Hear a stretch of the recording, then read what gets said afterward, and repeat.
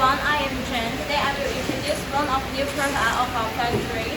This is the small vertical counting and packaging machine. And this machine includes two parts. The first part is measurement. And we will put the product on the vibrate plate and it will count it one by one by the fiber sensor. Okay, then it will into the second part. The second part is our main machine. And this is platformer. This is the vertical sealing, horizontal sealing. And we can set the parameter on the touch screen.